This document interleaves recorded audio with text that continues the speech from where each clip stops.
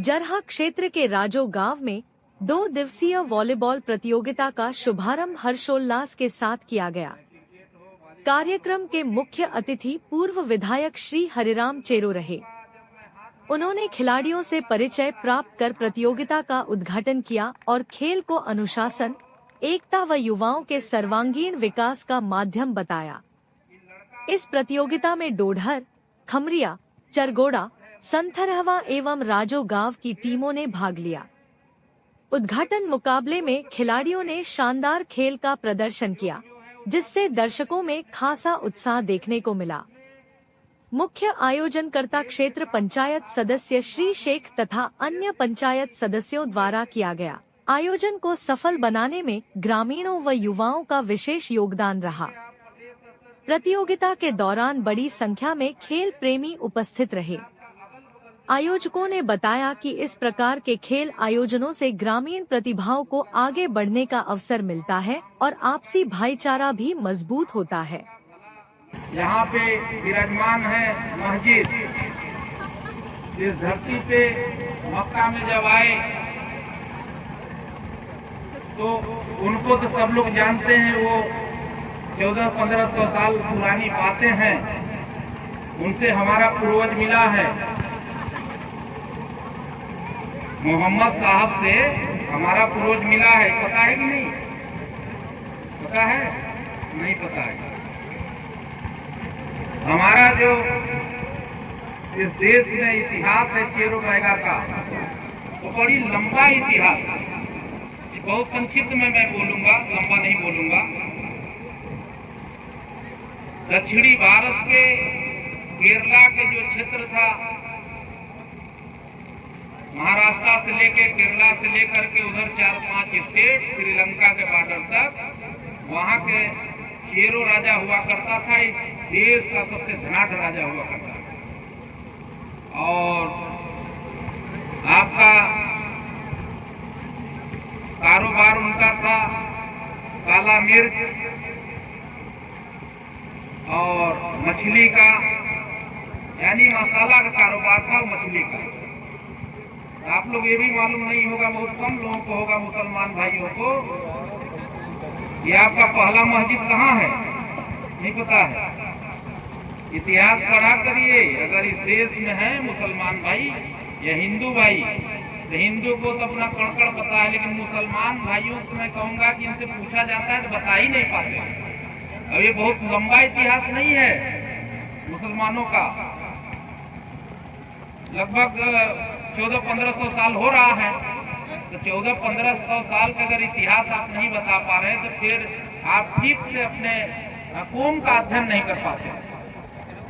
सबसे पहला मस्जिद मुसलमानों का केरला में है। केरला में कहा? केरला में।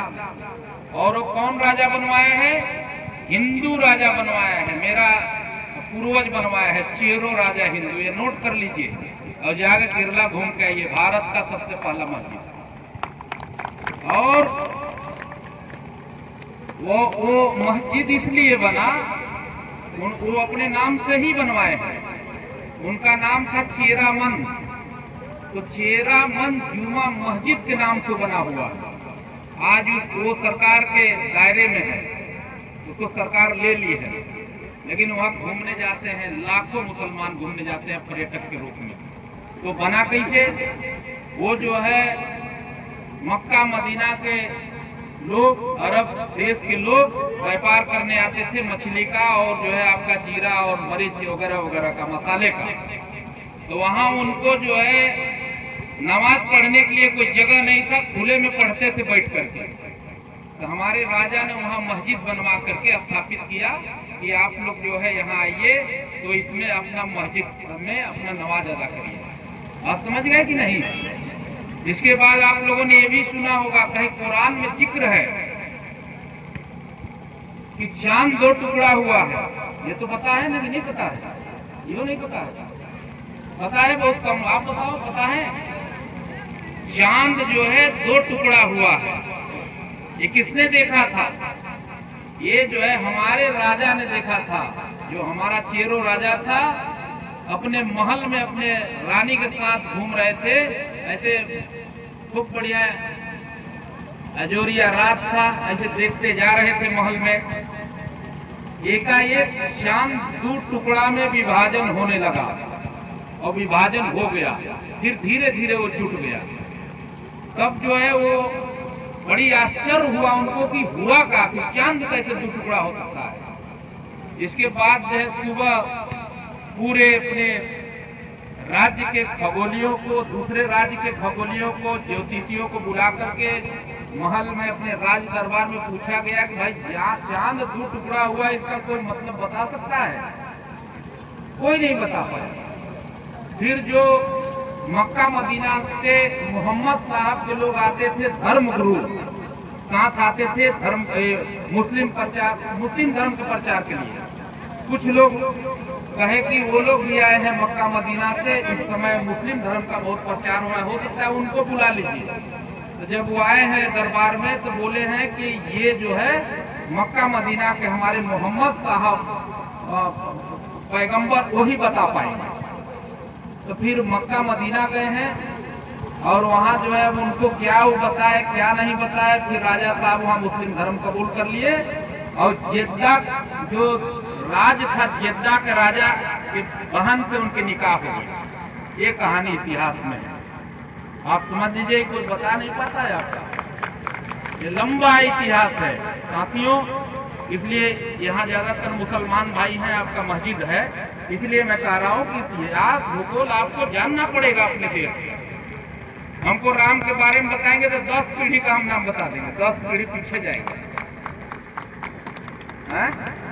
तो साथियों, ये तो हो गया सामाजिक राजनीतिक, इस पे चर्चा भी होना चाहिए, लेकिन मुझे लगता है कि मेरे अलावा कोई नेता बता ही नहीं पाएगा, किसी का औकात नहीं कि इतना बड़ा विस्तार से बता दें, क्योंकि हम अध्ययन करते हैं, केरला गए हैं, मस्जिद देखे हैं, घूमे हैं, अपना राजधानी देखे हैं। साथियों, तो मैं कहना चाहता हूँ कि चेरो बैगा का भी देश में बड़ा लंबा इतिहास है, आदिवासियों का इतिहास रहा है।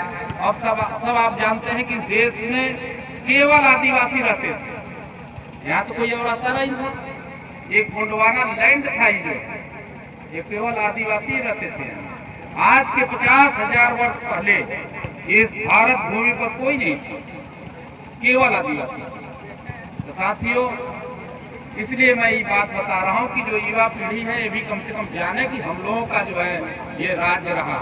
आज हालात आदिवासियों को बहुत खराब है, उससे मैं नहीं जाना चाहूँगा। अब मैं आ रहा हूँ कि खेल 2 दिवसीय है, आप लोगों ने मुझे बुलाया, बहुत अच्छा लगा। कल देखे होंगे मेरा कार्यक्रम, 3-3, 4-4 कार्यक्रम है। राजेश जी कहाँ गए? राजेश जी इधर आइए, बैठिए आप, ये हमारे मित्र हैं, ये भी बुलाए थे। मुझे बड़ा विडम्बना होती इस क्षेत्र के बारे में, क्योंकि विधानसभा नेता विहीन हो चुका है, मतलब पदेन नेता तो हम लोग वही हैं, हम लोगों से बड़ा कौन नेता है? न सांसद बड़ा है, न विधायक बड़ा है। लेकिन जो पदेन होता है, सरकार की जो ब्यूरोक्रेसी है, उसी के हिसाब से चलती है। जैसे अगर कोई तगड़ा विधायक होता तो रोड बन जाता, मतलब तगड़ा विधायक होता तो लूंज पूंजी वाला नहीं है। एक बार केवल फोन से डांट देता मैनेजमेंट को, आपके जो है भीषपुर के, तो काम चालू करवा देता। एक बार मिर्जापुर के एक्सीएन को डांट देता तो वो काम चालू करवा देता। अरे 2-4 करोड़ का मामला होगा, कम से कम इसको खन खोद के जो है बरोबर तो कर दें। हम तो अभी देख के आ रहे थे, मेरे मन में जिज्ञासा आ रहा था कि कम से कम अगर कोई कंपनी न बनाए, इसको खोद करके बरोबर कर दे, तब वो आदमी एकदम आराम से चलेगा। और बस वालों को तो हम देख के हैरत में रह गए कि वो इतना तेज उसी में चला रहे हैं, बहुत तीव्र गति से वो बच जाती है। उनका टायर कैसे बच जा रहा है, ये मस्जिद वाला बाबा बताएंगे। उधर जो है वो अजीरेश्वर महाराज जी बताएंगे कि कैसे उनका टायर बच जा रहा है। साथियों, ये रोड का हालत खराब है, दूसरी विधानसभा नेता विहीन हो चुका है। अभी मैं आरन पानी जाऊंगा, आरन पानी के बाद दूसरी में एक कार्यक्रम लगा है, कल 5 कार्यक्रम किया। मेरा कहने का मतलब मेरा डिमांड बहुत तगड़ा बढ़ा हुआ है। एक आध लोग भाइयों हैं आपके, इनके प्रमुख जी वगैरह तो लोड नहीं ले पा रहे, क्षेत्र का। और लोड कब ले पाएंगे जब मन में दृढ़ इच्छा हो, शक्ति हो लोड लेने का। कोई पैसा से लोड नहीं लिया जाता, ये भाव से लोड होता। रिश्तेदारी जब जुड़ती है तो शक्ति और इच्छा से जुड़ती है, अंदर की आत्मा से जुड़ती है। उसी तरह नेता का हालात होता है। अभी हम यहाँ पैसा ना भी दें तो कोई नाराजगी नहीं होगी, हरिराम चेरो ने पैसा नहीं दिया, लेकिन मेरे यहाँ मेरे अंदर में भाव है कि हमको पैसा देना ही देना है। अब कुछ नेता वहाँ कहेंगे करे कितना मांगेगा, कितना हमको देना पड़ेगा, उधरे से सोचते हुए आएगा कि हम दें कि न दें, कितना दें, तो वो क्या वो नेतागिरी करेगा। गलत करें तो आप बताइए। तो मेरे अंदर भाव है कि हम इस क्षेत्र के नौजवानों को कैसे आगे बढ़ाएं, किस क्षेत्र में बढ़ाएं।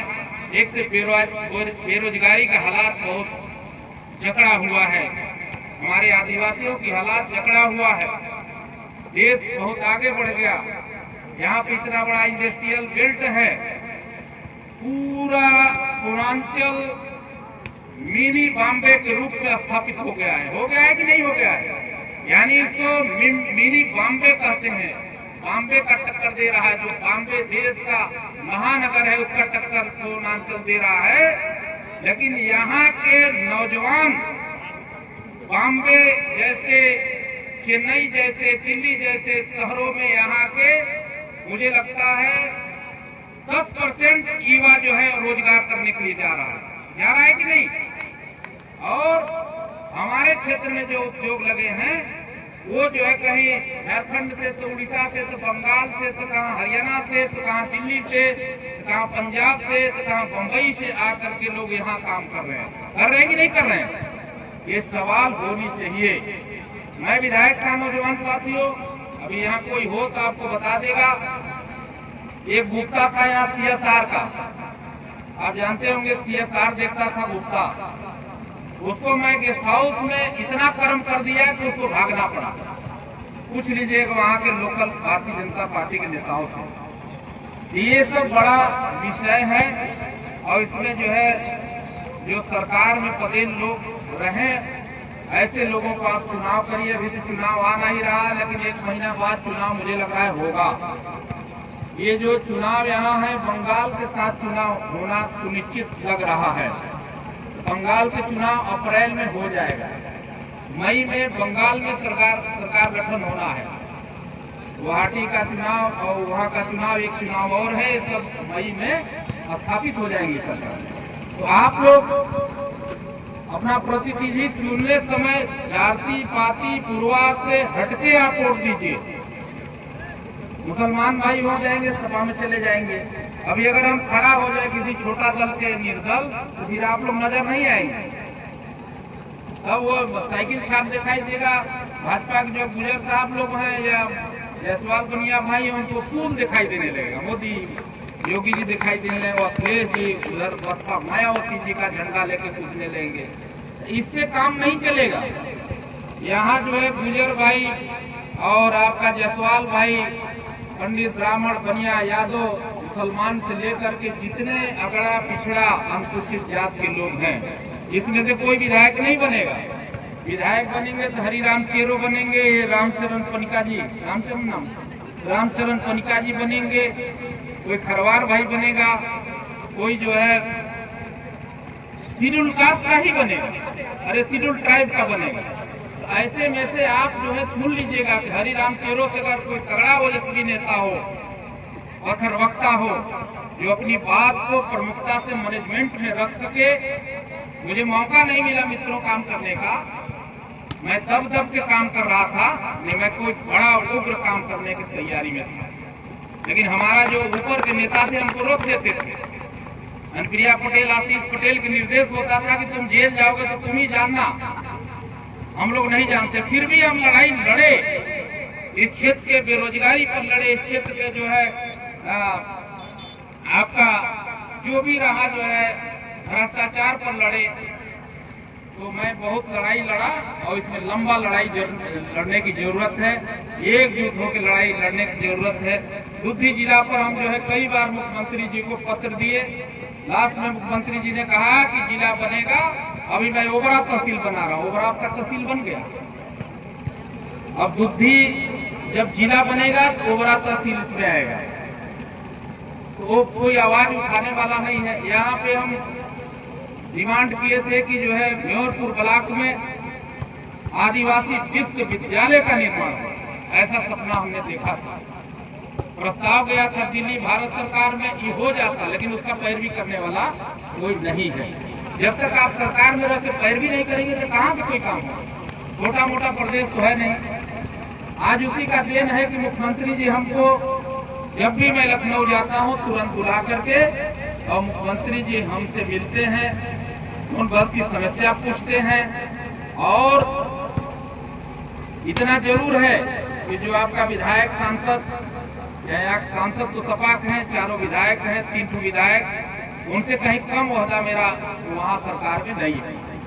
लेकिन विधायक पदेन विधायक के मतलब अपने यहाँ भी फंडिंग होती है 10-5 करोड़। आदमी इसमें देके 2 करोड़ रुपया ले जाओ यार, 2 करोड़ रुपए के रोड जो है इसको मरम्मत करा दो, तुरंत आदेश हुआ, पारित हो गया। तो साथियों, विधायक मतलब दूसरी विधानसभा का अपना मुख्यमंत्री होता है। आ रहा है समय, ऐसे में आप लोग अपना विचार बना लीजिएगा। चुनाव तो होना निश्चित है, तो चुनाव होना है, जान है कि इस वक्त उसमें है नहीं, तो समय आएगा तो उसमें आप लोग इधर उधर मत होइएगा। मतलब कोई जरूरी नहीं कि हम लड़ें, अगर आए मैदान में तो आप लोग ख्याल करिएगा। ये मैं विधायक था तो ऊपर भी आया था, आप लोगों ने सम्मान किया था, आज भी मैं आया हूँ। बहुत कुछ मैं नहीं कहूँगा, खिलाड़ियों का उत्साह वर्धन करने के लिए मैं आया हूँ। राजेश जी हमको सुन करके वहाँ आए हैं, तमाम और वहाँ से और लोग अतिथि लोग आए हैं, सबका स्वागत है, अभिनंदन है। और इस कार्यक्रम को गति दीजिए, हर साल कराते हैं। मैं आपसे पिछले बार भी वादा किया था कि अगर मैं विधायक बनूंगा तो इसको जो है और कहीं और एरिया चुन लीजिए। ये फील्ड थोड़ा छोटा हो रहा, ये व्यक्तिगत भूमि है, हमको लग रहा है व्यक्तिगत भूमि। अगर वो भूमि वाला कह देगा कि इसमें नहीं कराने देंगे तो आप नहीं करा पाएंगे। वहीं एक गांव सभा की जमीन चुनिए बढ़िया, हमसे कहीं 1-2 बीघा को वहाँ कराइए मैच, ये वॉलीबॉल मैच भी हो जाए, ऐसा खेल ग्राउंड चुनिए। आने वाला समय में हरिराम शेरो निश्चित रूप से फिर से दूसरी विधानसभा का नेतृत्व करेगा, जैसा इस दूसरी विधानसभा का जनता का भावना है। इन्हीं शब्दों के साथ मैं बहुत ज्यादा न कहते हुए कमेटी के अध्यक्ष जी को, 30 भाई को और क्या नाम है, मंसूर भाई, म से मजमुआ, और इतना मजमुआ मार दिए हैं कि मेरा मतलब नाक का फटने लगा। थोड़ा कम लगा के बढ़िया वाला लगा के, आप अध्यक्ष हैं, अध्यक्ष मतलब बढ़िया वाला मजमुआ मारे, ये वाला मार दिए हैं वो गाँव वाला। अगले बार आएंगे तो बढ़िया वाला मजमुआ मार कर रहिएगा, एकदम पूरा तगड़ा महक रहा है। तो इनको बहुत बहुत धन्यवाद। मेरे यहाँ गए थे, बहुत प्रेम से आदर के साथ, मुझे लग रहा है भोजन भरपेट करके आए, और इन्होंने कहा कि मैं भी भोजन कराऊंगा, आप आइए, अभी भोजन भी करना है। तो ऐसे बहुत आनंद आ गया यहाँ आकर के। मेरे बातों को अगर कोई दिल से लिया होगा, अगर गड़बड़ तो उसे क्षमा कर दीजिएगा, मैं पहले बता दे रहा हूँ।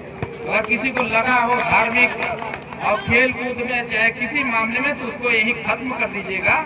ये भाई निष्पक्ष बोलता है और जो रहता है उसको स्पष्ट कह देता है, उसमें कोई बुरा की बात नहीं है। मैं बहुत कुछ न कहते हुए दोनों खिलाड़ियों को, टीमों को धन्यवाद देता हूँ। यहाँ जो आए हैं अतिथि उनको धन्यवाद देता हूँ। और भीड़ जोने हिसाब से आप बोले थे, भीड़ लगा नहीं पाए, हम भीड़ के हिसाब से पैसा देते हैं, पता है कि नहीं। इसलिए 5100 रुपये दे रहा हूँ, ज्यादा हो रहा है मेरे लिए, ये कैसे तो होना चाहिए था। जहाँ भीड़ रहता है वहाँ मैं देता हूँ। कल ये 25,000 दिए हैं राजा चंडोल, पता है कि नहीं है, नहीं पता है आपको, 25,000 दिया। वो भीड़ कम से कम 4 से 5,000 की भीड़, अब आप 500 की भीड़ भी नहीं लगा पाए। 300 की भीड़ है आपका, 400 का, 500 में कितना होगा, 1,500 1,000। लेकिन फिर भी हम आपके सम्मान में 5,000 अकाउंट कर रहा हूँ। बहुत बहुत धन्यवाद। जय हिंद, जय भारत। बहुत बहुत धन्यवाद। बहुत प्रेम करते हैं आप लोगों से हम, आप भी मुझे बहुत प्रेम से बुलाते हैं। नेता तो बहुत सारे आ जाएंगे, जिसको आप बुलाएंगे वही आ जाएगा, लेकिन आप लोगों का दिल मेरे लिए बहुत ही मतलब बड़ा दिल करके बुलाते हैं। राजेश जी आप आए, बहुत बहुत धन्यवाद। जय हिंद, जय भारत।